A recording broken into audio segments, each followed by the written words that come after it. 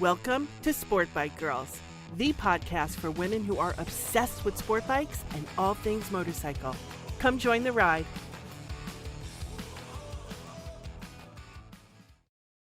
Welcome, Sport Bike Girls, to episode 3.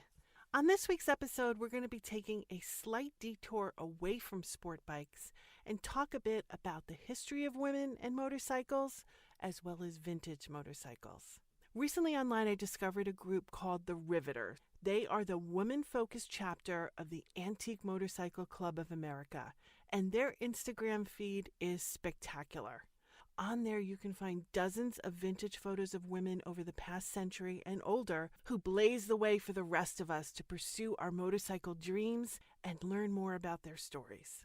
One picture that I reposted on my Insta feed is of a woman named Susan Lang, who is not only acknowledged to be a master mechanic, but she co-owned a Harley dealership with her husband here in Connecticut where I live. And this was back in 1917. Another photo I love is that of Marjorie Kaufman, aka Cookie Crumb, and that's from 1949. She started as a trick rider of animals for Ringling Brothers, but she also rode motorcycles. Then she switched over to stunt riding, most well known for riding the Wall of Death for 8 years, and she became known as Queen of the Hell Drivers. How cool is that? Then there's Bessie Stringfield. She's the first documented African-American woman to ride cross-country on a motorcycle back in 1930. She too performed stunts in carnivals and competed in flat track races. When she won and defeated her male competitors, she wasn't allowed to keep her prize money, simply because of her gender. It's comforting to know that we've made such progress since those days, but we still have a ways to go as far as better representation in this sport and this lifestyle. But we are making it happen, no doubt. My guest today is Karen Andrea. She's the founder and president of the Riveter chapter of the AMCA, that's the Antique Motorcycle Club of America. And we are going to talk about lots of great stuff, including an incredible women-only tour of Route 66 that the chapter is organizing. It is named Chicks on 66, and that will be taking place this June. Before I introduce Karen, I just wanted to mention that there's a long lineup of amazing women who are going to be guests on Sport Bike Girls, including Melissa Husang, Motorcycle Mindset Academy. We're going to be talking about so much about learning to ride motorcycles, wind therapy, her recent trip to Hawaii, so I'm super excited about that. Then I have TikTok star Bisu Suzuki. I'm sure you've seen her videos, over 3 million followers. She is amazing. Cannot wait to talk to her. She rides a Gixxer, which I'm obsessed with. And then also I am going to be interviewing a teenage racing phenom from the UK. She's going to be sharing her story about what it's like to ride sport bikes over in the UK. So please stay tuned for those upcoming episodes in February. So please let me introduce to you Karen Andrea, founder and president of the Riveters. Thank you, Karen, so much for being here. Thank you. It's really my pleasure. I just want to start by reading an excerpt from the vision statement of the Riveters, because I think it will just really encapsulate what they're all about and what they're trying to accomplish as a chapter of the AMCA. The purpose of this chapter is to give women motorcyclists an increased awareness of their own history and an enhanced vision of their future in motorcycling. Many women riders are unaware of the rich legacy of female riders and may feel disconnected from their contemporaries. Many women have never seen a female mechanic, nor have they seen another woman ride or race a vintage bike. For these reasons alone, a chapter containing powerful, talented, dynamic women helps to fill that void and fills the space with inspiring role models. As the largest growing market segment in the sport of motorcycling, our past must press forward in order to shape our future. I love that so much, Karen. It is so eloquent, so beautifully written. So I'm going to ask you the same question I'm going to ask all my guests. What's your current ride? My main ride is my 1974 FLH that I affectionately call my atomic shovel. I also have a 73 FLH that I ride. I've got a 1940 Model U, which is a big twin flathead that I still have yet to conquer. I have it in the garage, but I haven't actually taught myself to ride it yet. And the only modern bike I have is a 2011 Road King. Okay. But I bought the Road King to travel on, and then maybe 2 years after I got that bike, and I did some trips on it and whatever, I got the 74, and I got that running as a travel bike, and I just fell in love with traveling on that bike, even though it's angry most of the time. so I called the 74 my travel bike. Crazy as that sounds. That's amazing. 1974. Wow. So we chatted briefly the other day, and your personal story to how you came to motorcycling was so inspiring to me. We were both about the same age. You came to motorcycling later in life. How did it all start? Share your story. How I got into motorcycling itself was I had a friend. This goes back a little over 10 years ago. I had a friend who was going through a really rough patch, and I found out that the only way he would leave his house is if he was on his bike. Like he loved to ride, and that's what he was just basically locked himself in his house. He just didn't want to deal. And so I would, after I get out of work, I would call him and go, "Hey, come get me, I'll pay for gas." And he would get his bike out, and 20 minutes I'd hear him in the driveway, and I'd go down and we'd ride for a couple of hours. This was getting into fall, so the days were shorter. So we did a lot of night riding, which now I'm like, oh my God, because there's so many deer and everything out, especially in this area, that night riding is not my favorite thing to do for that reason. But anyway, we rode quite a bit. And at one point he was like, he goes, if you like riding that much, then why don't you just get your license and get your own motorcycle? And that way you don't have to date some asshole with a bike. Feeling that. Okay. So I still ended up dating an asshole with a bike. However, I did have my own license at that point. So, awesome. But I was like, I never knew how you learned how to ride a bike. I mean, I thought, well, I guess if you have a penis, you automatically know these things. And I don't have that. So I don't know how to ride a bike. How am I going to learn how to ride a bike? And he was like, well, you go do the class and you do this, you do this, and you do this. And I'm like, oh, okay. So I thought about it for a hot minute, and I'm like, okay, that sounds like a good idea. What the hell? So I went, I got my license, have no idea how I passed the class. And here I was with a bike that I was terrified to ride. Wow. But here I was with a bike. So I ended up, I had bought the exact wrong bike for me in the very beginning. So my first 3 years of riding was on the wrong bike. It was frustrating. I had started dating an asshole with a bike, and he would yell at me or put me in positions, riding situations that I wasn't ready for. And if I didn't just figure it out, then I got critiqued. Oh my God. So my first 3 years, a lot of riding was tears in my helmet and white knuckling, and it's out of my sheer stubbornness that I still ride. I'm just going to say my stubbornness, it can really piss people off, but at some points in my life, it's been a real asset. Yeah. Seems to have served you well. Yeah. And I think when you do go into something like that, you do have to be pretty stubborn, and you have to know when to listen and who to listen to. And sometimes that's difficult, but you have to hang with it, and you have to trust the process, even if the process is horrible. One of the things I do is work with new riders, because I don't want them to have 3 years of that, like I did. I don't want to have 3 minutes of it. If I can work with somebody new, fresh out of the motorcycle safety class, or even if they haven't even taken the class, but if I can work with a new rider, I can get them going and get them past all that anxiety and all of the silliness that I had to process for 3 years. I can get them through that in usually 5, 6, 7 meetings, working with them with the bike. Wow. That is a gift right there. Yeah. And you actually did mention to me your first bike was a sport bike, and you just said it just wasn't for you. No, it was not. It was it was not the right bike for me. It was too tall. It was very top heavy. All the weight felt like it was in a cylinder in front of me, and between my knees in front of me, which is, the typical sport bike. Again, I didn't know much at the time. So, it just didn't lend itself to the type of riding I was doing. And it also, I just didn't like the way the bike was set up.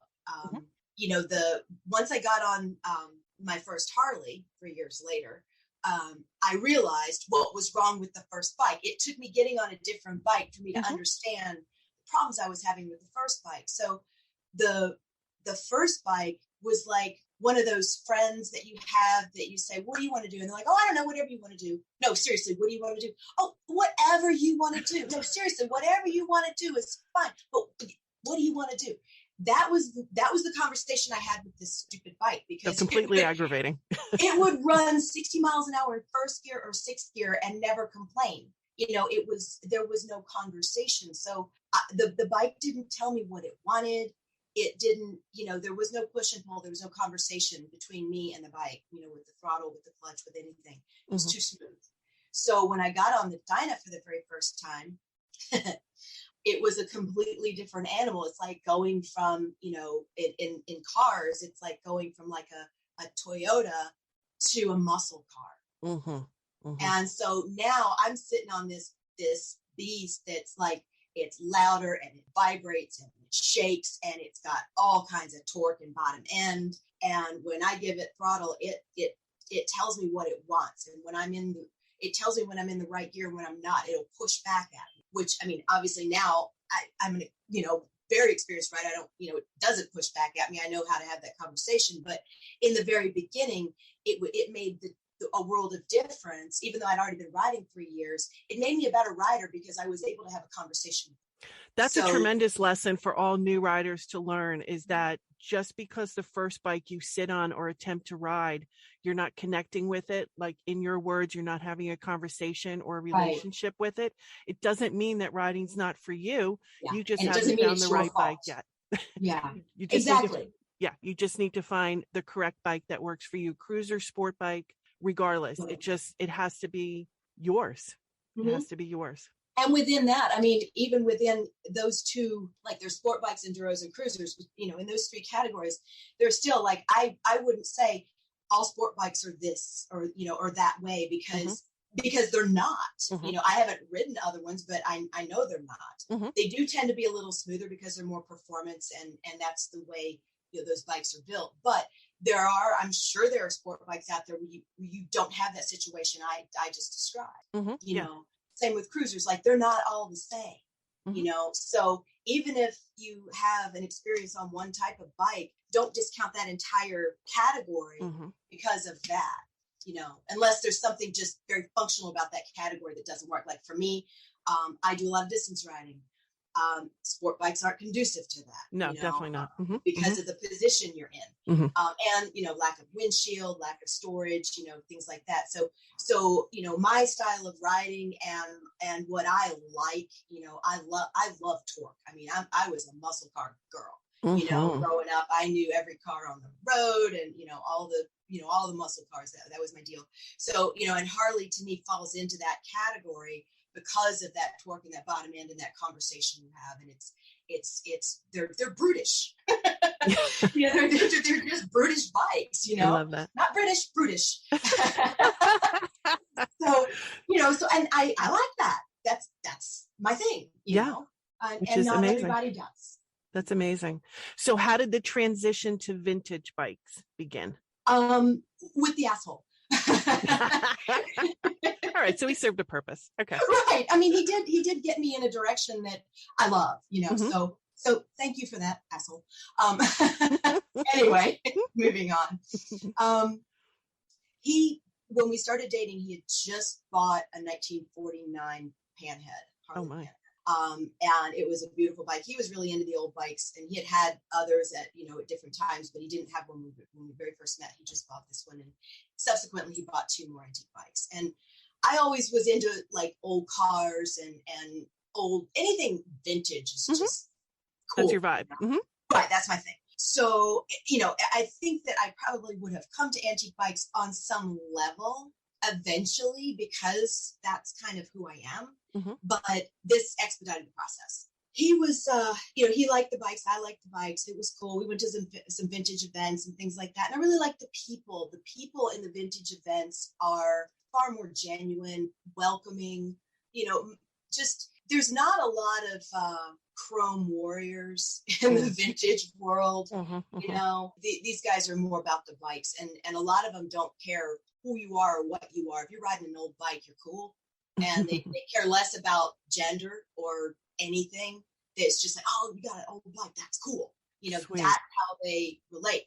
So there's it's a lot different community, much more welcoming overall. So I liked that. I'm like, okay, I like that. But I didn't own a vintage bike. So he found this bike, my ex found my 74 for sale on the side of the road, and he would always call me and tell me about, I saw this bike, and he'd give me all these details about the bike, and I'd be listening to him, but like I'd be half thinking about what I was gonna eat for dinner or whatever.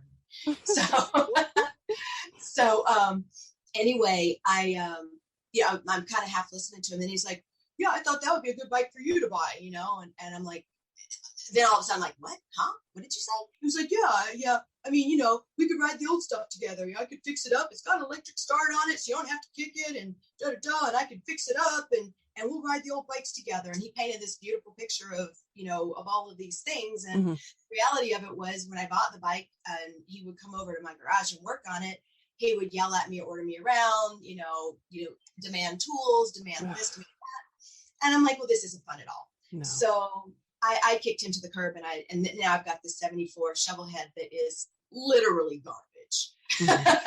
There was so much wrong with that bike. And I knew I wasn't going to get my money out of it, because even a few years ago, shovels weren't bringing very much money. Now they're bringing a lot more money on the market, but at that time they weren't bringing much money. So I would have been lucky to get my money back out of it. So I thought about it.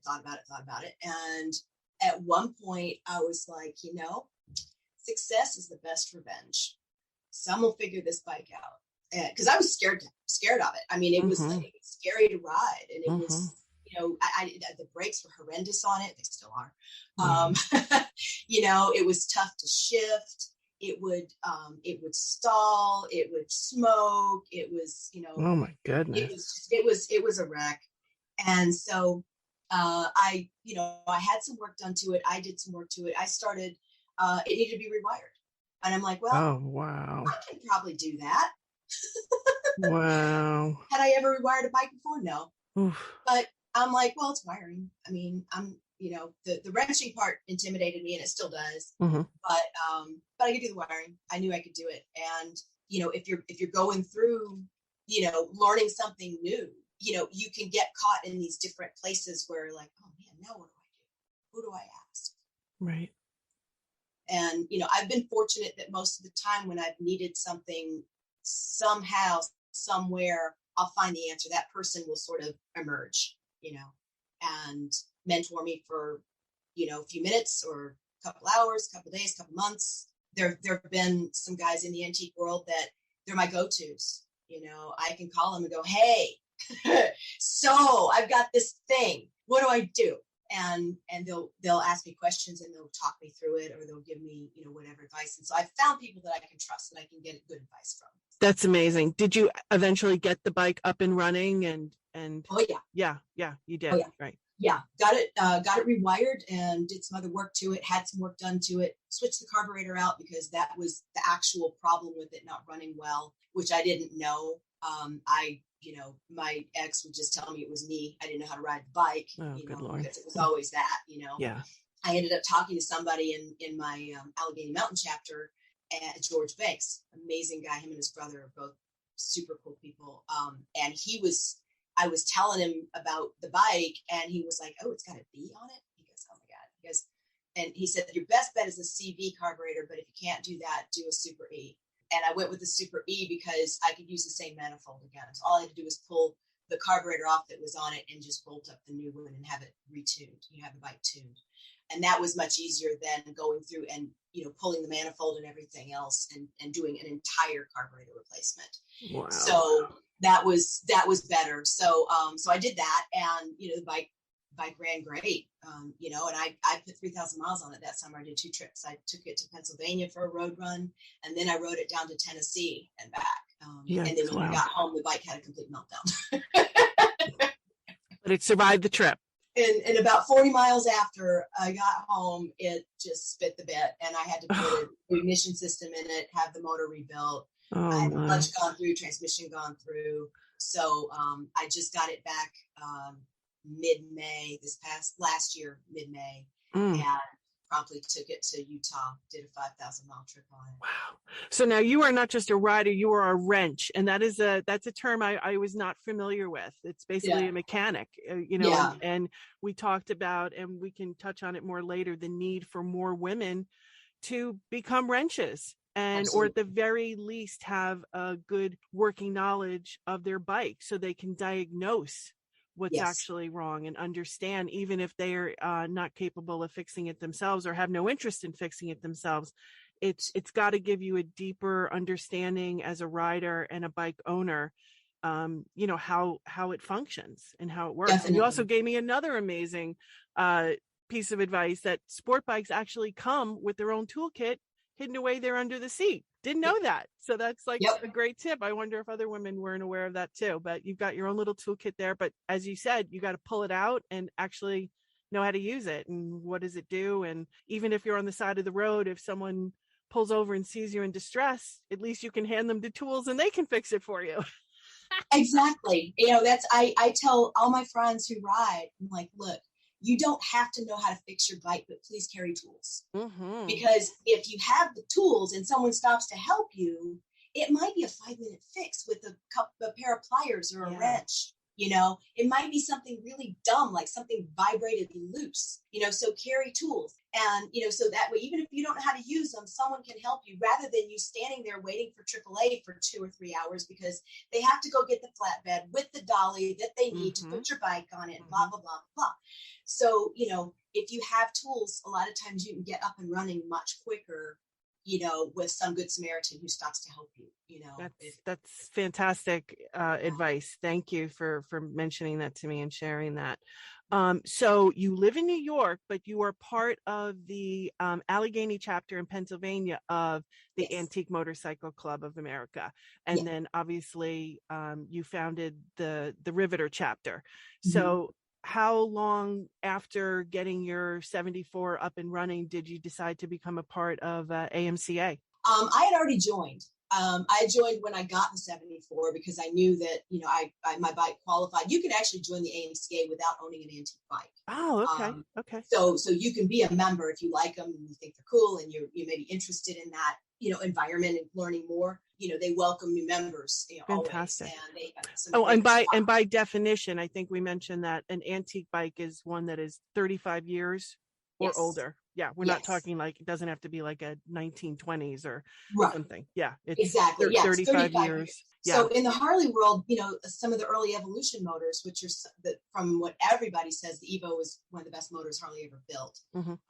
Those bikes qualify. What is it? It's 35 years. Was that 1986, 1987? Yeah. So those bikes qualify, which are infinitely easier to ride. It's still a vintage bike by definition, but it's infinitely easier to ride than even a shovel is, or a panhead or any of those other That's bikes. Great to know. Yeah. So less intimidating for someone who's coming into the antique bike world.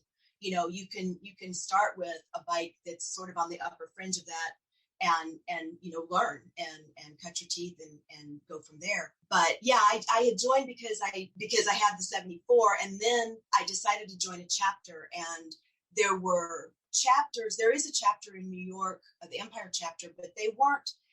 They were just as far distance-wise from me, like where they meet and everything, as what the Allegheny chapter was. And at the time, I think things have changed a lot. But at the time, the Allegheny chapter was more active. So I wanted to join a chapter that was more active and where I could meet people and whatever. And so that's where I joined. And I still am a member with that chapter. You can be a member in multiple chapters. I'm also a member of the Badger chapter out in Milwaukee because I've got a lot of friends in that chapter. Oh, fun. So yeah, they get my dues, and I get to keep up with what's going on. Yeah.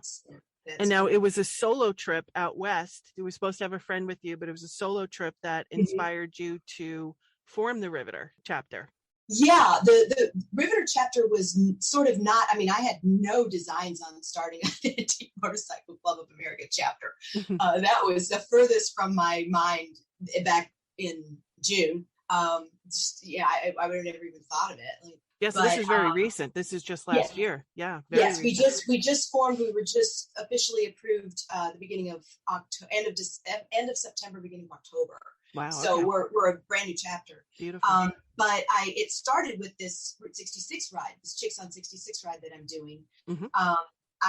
When I was riding out to Utah, I was on and off portions of Route 66, and my friend Joanne McCulloch was supposed to go with me, or well, we had talked about her going with me on this ride out to Utah, but she couldn't get the time off from work, and there was some other things going on in her life, and it just didn't work out. Just didn't make sense for her to go. Mm-hmm. So we just talked about this yesterday. We had lunch, and I told her, I'm like, I'm so glad you didn't go, even though you did. There was stuff you missed, because I said the weather was so bad that I wouldn't have inflicted that weather on anybody. I mean, it was miserable. I was out 16 days, and I was in rain 8 of those 16 days. Oh no! I'm not talking little sprinkles. I'm talking torrential downpour, like you're riding into a car wash. Right? Oh my God. So yeah, it was miserable. So I mean, she dodged the bullet there. So it was just better that way. However, on the way out there, I was on and off 66, and that's always been something I wanted to do ever since I was a little kid. I wanted to ride, drive cross country. At that point, I wasn't into motorcycles, but wanted to drive cross country. And I thought, I'm going to do Route 66. I'll do it in a cool old car, and it'll be awesome, And so, fast forward, and here I am, and I'm like, I could do Route 66 on a cool old bike, and it would be even more awesome. Seriously, and yes. So I asked Joanne, I'm like, do you want to do this? And she's like, yes. She goes, I am never turning down another trip. I don't care. I'm doing it. And I'm like, okay. So I had mentioned it to some women that I knew that were in Utah, at the vintage meet, and all of them were like, oh yeah, hell yeah, I'm in. Mm-hmm. I want to go too. Mm-hmm. And so it went from just sort of like me and Joanne doing 66 to, well, let's just take 40 women across the country, and we'll ride across the country, and then we'll put our bikes on a semi and ship them home, and we'll fly back, because nobody has a month to give to this. Sure. 2 weeks, And so it sort of snowballed from there. And the reason the chapter formed was because I knew if we did something bigger that I would need, insurance and liability and, right. Yeah. And all that. So huge undertaking. Yeah. So I contacted Keith Kaiser, who's the executive director of the AMCA. And I said, hey, I'm doing this thing. And, do you have any connections? Can you give me some names? And that's what I figured he would do, is say, yeah, try this person and this person. Good luck. Let me know how it goes. And instead, the conversation went more like, so what are you doing? So how are you doing this? And he started asking me questions, and we were talking about it. And he goes, well, he said, if you did it under an AMCA chapter, you would be covered by the AMCA umbrella, and you wouldn't have to worry about the insurance and the legal stuff. I mean, there's certain rules and regulations you have to follow. Sure. Like everyone has to be an AMCA member, and, they have to sign a waiver, and you got to make sure that you've got, their, insurance information on file, and, those kind of things, which, is, they that's what they do on the road runs. You sure.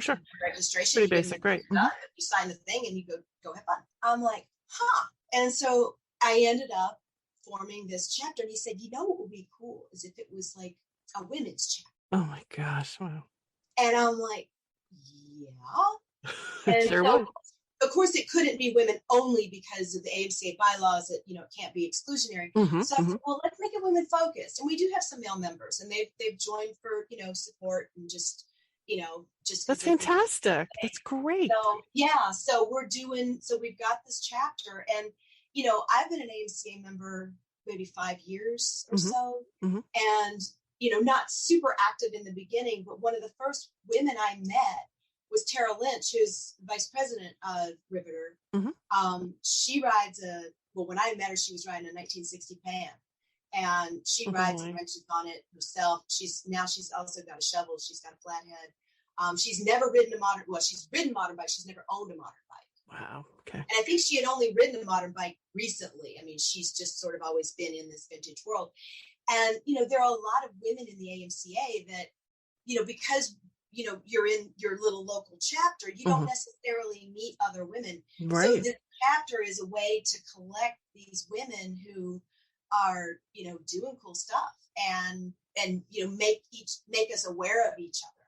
Because when I first started out, I didn't know anyone who rode any any women who rode motorcycles when I got my license. I didn't Oh, meet wow.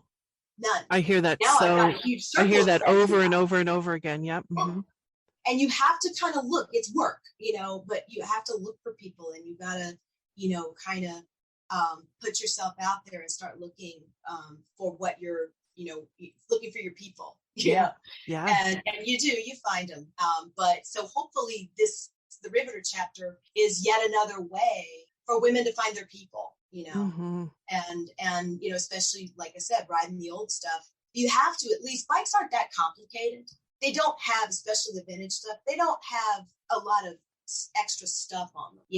If you're riding and the thing starts making a noise or starts doing something, if you have basic knowledge, you can at least figure out what system it's in. Is it fuel? Is it electrical? Is it, is it motor? Is it clutch? Is it, what? Because there's just not a lot for it to do. I mean, I diagnosed front wheel bearings. My front wheel bearings went bad on my Road King. I was in Canada on a Sunday doing a ride with some girls, and my bike started making noise, and it was the front wheel. With me, wheels, tires, and brakes. Mm-hmm. Those are the most important parts of your bike. That's it. I can pretty much ride out anything else that goes wrong, but wheels, tires, and brakes, not so much. That might mean I go down. So when I start hearing a noise in my wheel, I got my ears perked up. Mm-hmm. So I'm listening, and we had stopped, and so I'm checking the brake and checking the tire, checking the rim, I'm checking everything, and I'm like, okay, anatomy of a wheel, not much to it. I've checked everything there is to check. I've checked the brake, I've checked the tire, I've checked the rim, wheel bearing. That's the only thing left. Wow. So I'm like, okay, it's a wheel bearing. All right, I know what it is. I'm in Canada, but I'm not that far. I'm not hundreds of miles from home. Right. It's not really, it just started making noise. I'm probably okay. So I rode home, and then the next day I called a mechanic and said, hey, I've got this bike and it's got this noise, and I'm pretty sure it's a wheel bearing. Took it in, sure enough. And so he replaced front and back for me, just cause. Beautiful. That's a call that comes with knowledge and experience.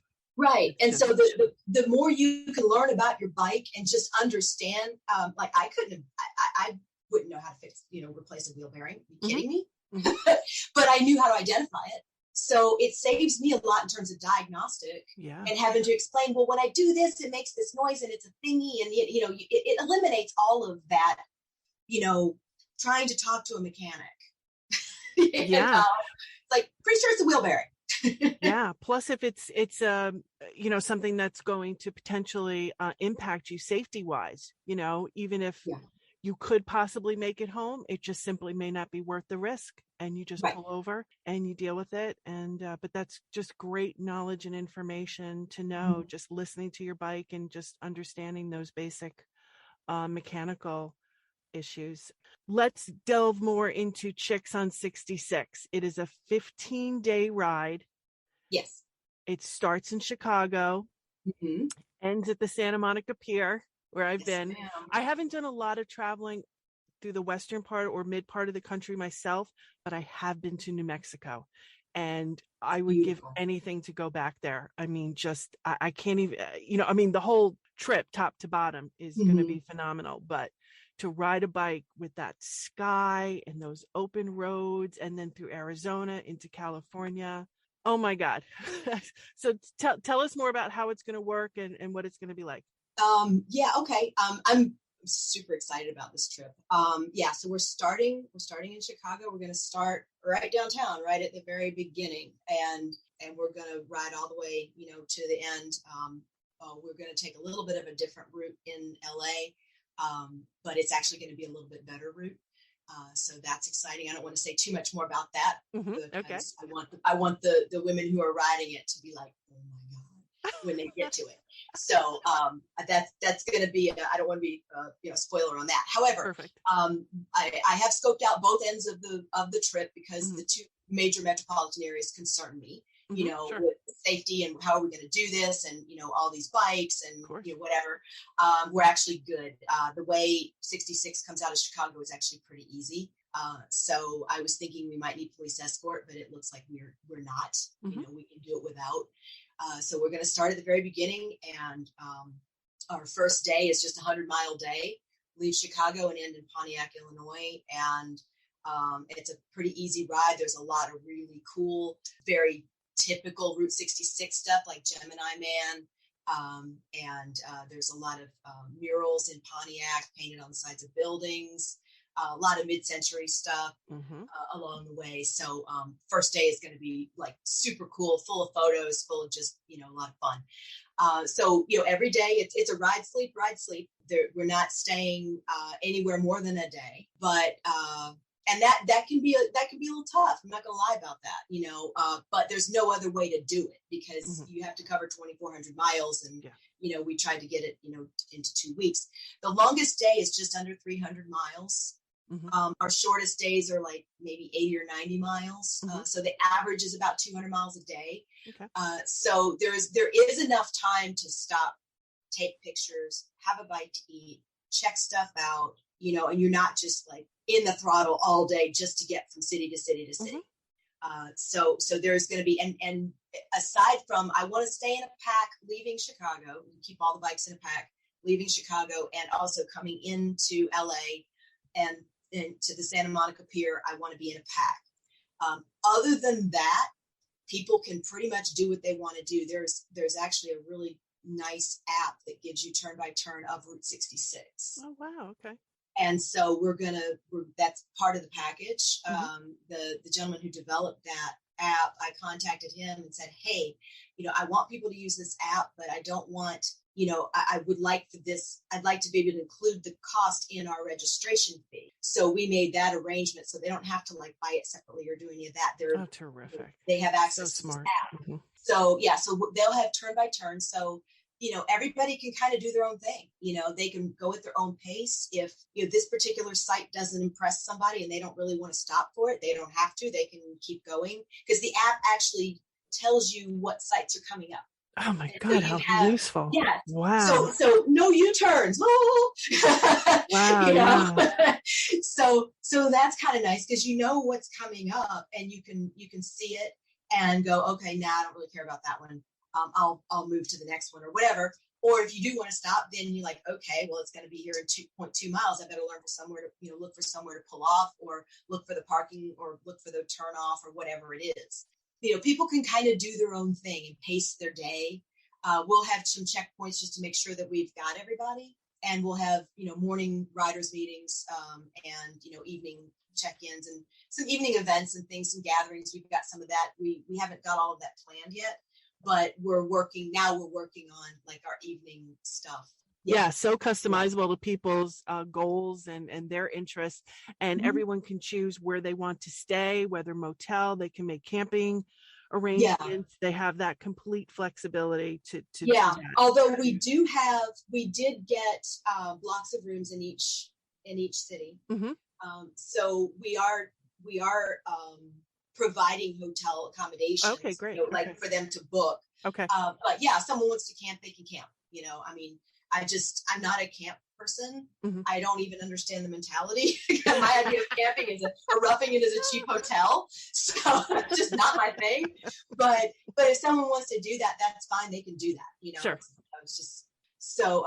But I think that to really get the complete experience, it's, staying in the host hotels is the way to go because you get the camaraderie, you get to, see everybody and relate and tell each other, tell your stories. And because, if we have 40 women on this ride, there's going to be 40 stories, everyone's going to bring themselves to this ride, wherever they are in their life, wherever they are as a rider, whatever that is, they're going to come in with that. And at the end, when they put their bike on the semi in Santa Monica, they're going to have that person is going to have a specific story, and they're going to be somewhat different. There's going to be impressions and things that have acted on them during this ride that is going to be memorable, and may change them. It may be whatever, I don't want to be all dramatic about it. It's life changing, but for some people it might very well be. Oh, I can't imagine how it wouldn't be. Sure. Particularly for someone doing that the first time. Yeah.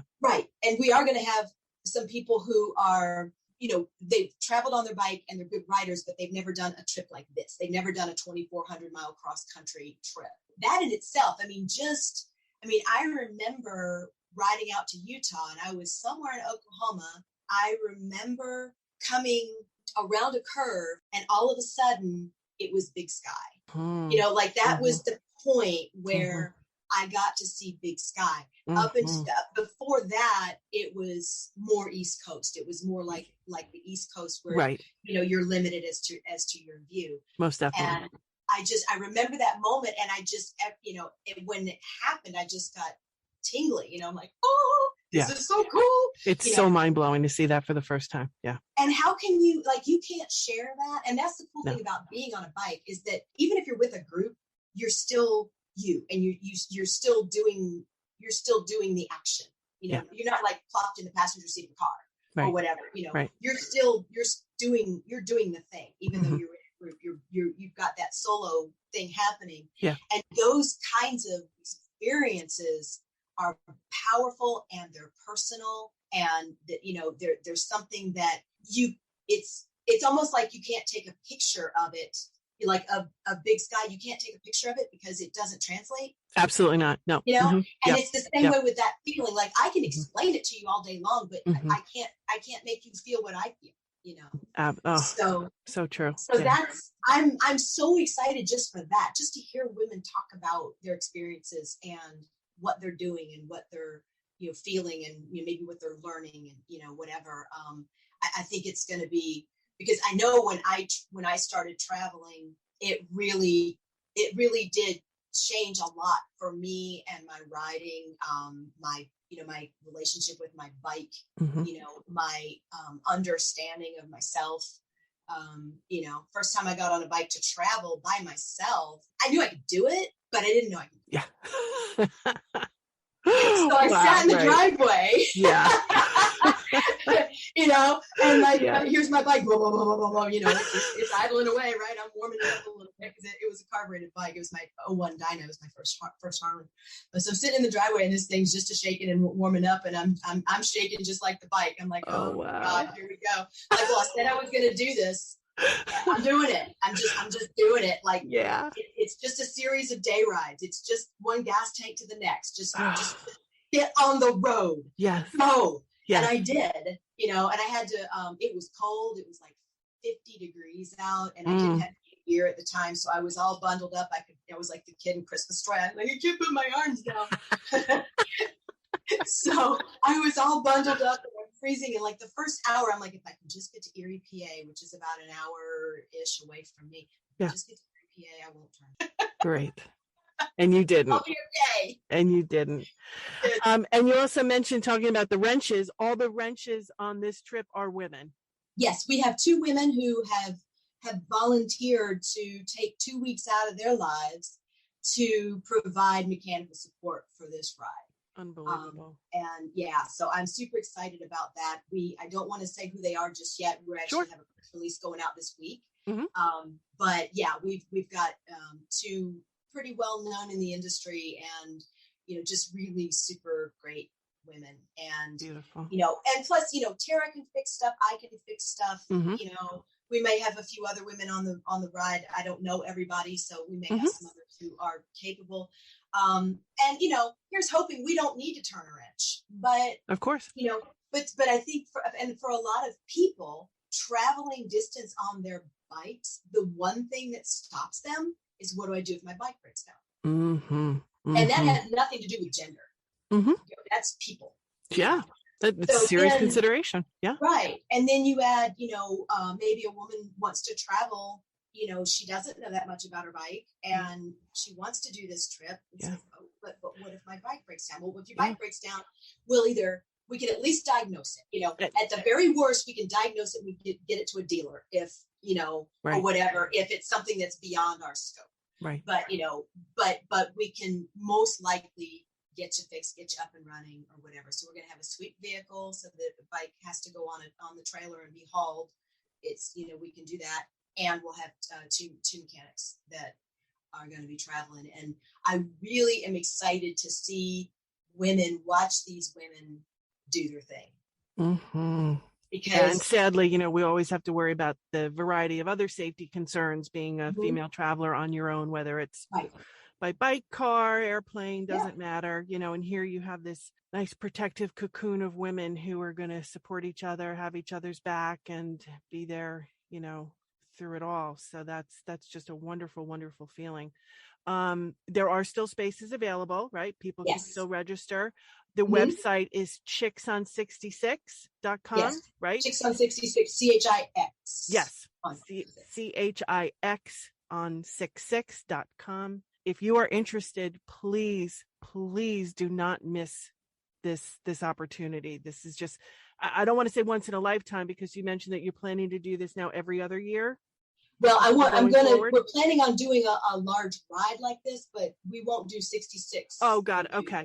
But there will be like a cross country type tour. Okay. But if doing historic 66 is your dream, don't miss this. Oh my God. But like I said to you, hopefully 2 years time, I'm going to be on that next tour with you guys. Hopefully I hope so. Experience, have the right bike. And, so that's a goal that I'm absolutely working towards, because I would so love to be a part of that. Awesome. You do a lot of other things outside of Riveter. You have a blog. Mm-hmm. You're a mentor to new riders. Yeah.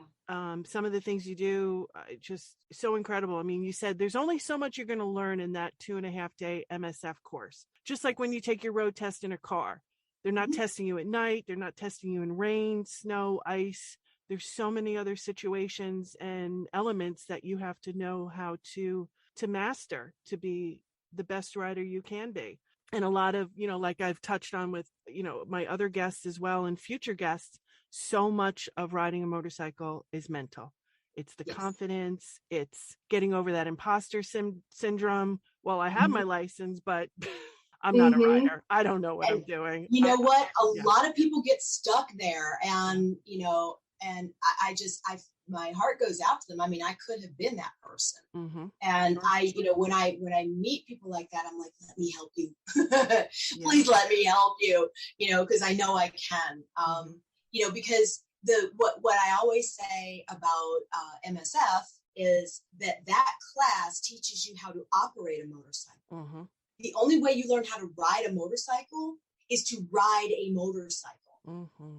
Seat time is what gives you that wisdom. Mm-hmm. And, I can teach you a lot of technique. I can help you learn how to condition your mind and your thought process so that you can guard your pavement and keep yourself safe. I can do all of those things. And when you meet me, you're going to ride out much more confident. But even then, you still need seat time. You have to ride the bike. Yeah, there's no replacement for that. It's they call it a perishable skill. If you don't do it, you lose it. So I mean, they say, once you learn how to ride, you never forget. Well, no, you don't forget, but you can get pretty rusty, and you got to remember that, if it's over the winter, like I'm not the rider at the beginning of the season, I am at the end of the season. Huh. I'm just not, and I mean, it's not that I forgot how to ride. It's that I've had this, snow-induced hiatus. Yeah, so of course.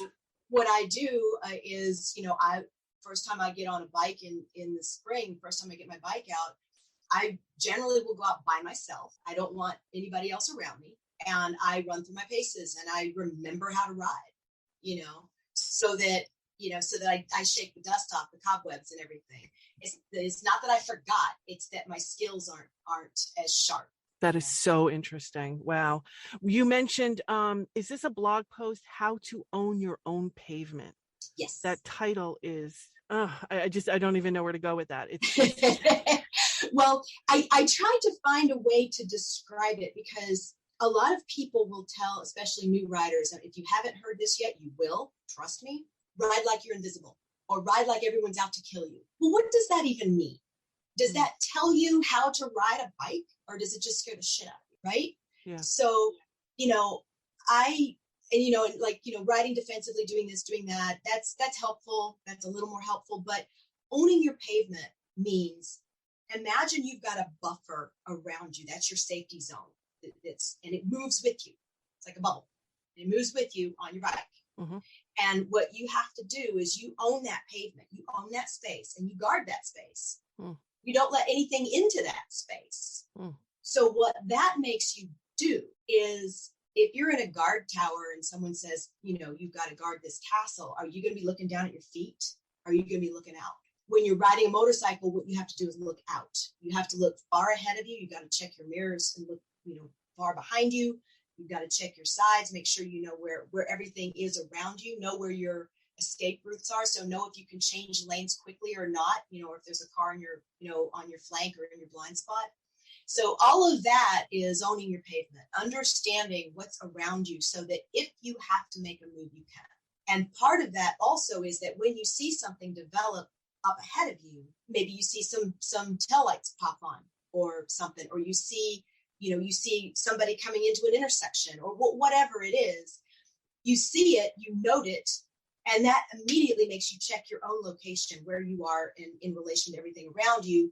And maybe you throttle back a little bit, or maybe you just get prepared.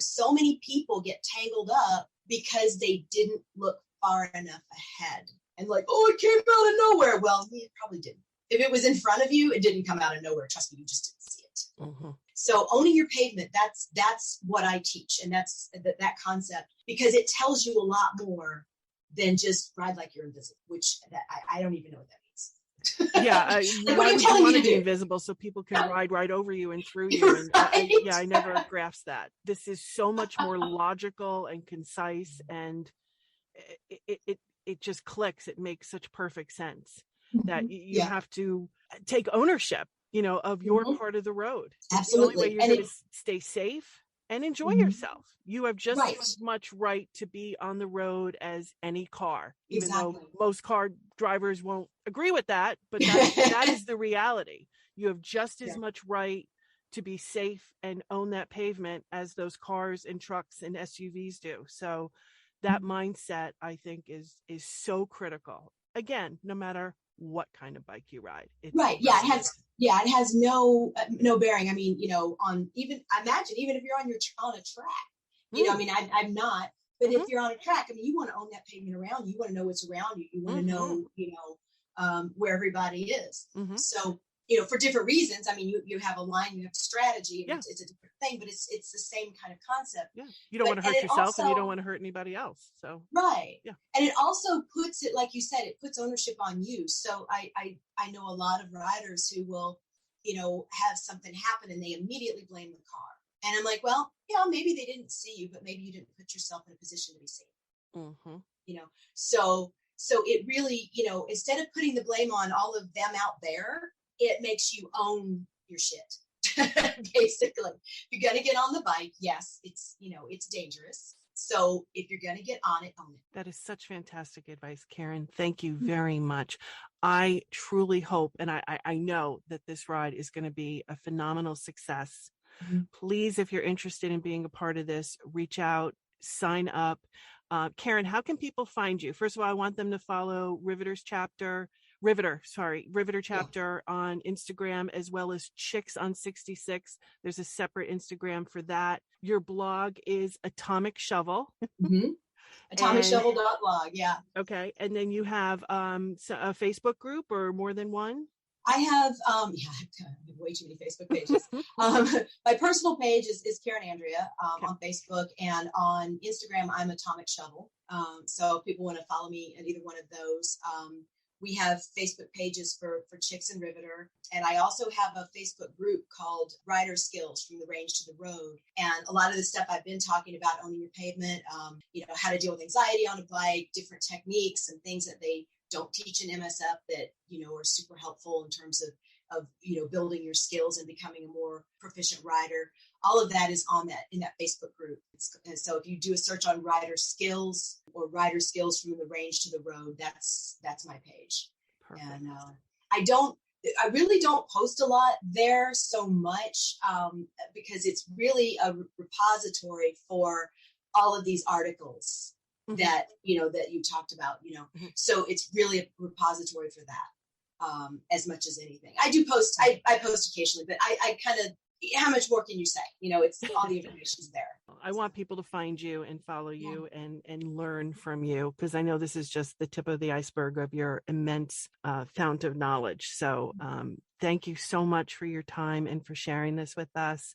It was such a Absolutely. pleasure talking to you. Thank you so, Thank so you. much. Thank you, Karen. Thank you. Okay. That's all for today. Thank you so much for being here. Please follow me on Instagram and Twitter at SportBikeGirls for a complete schedule of all upcoming episodes, as well as more information about all of my amazing guests. Have a great day.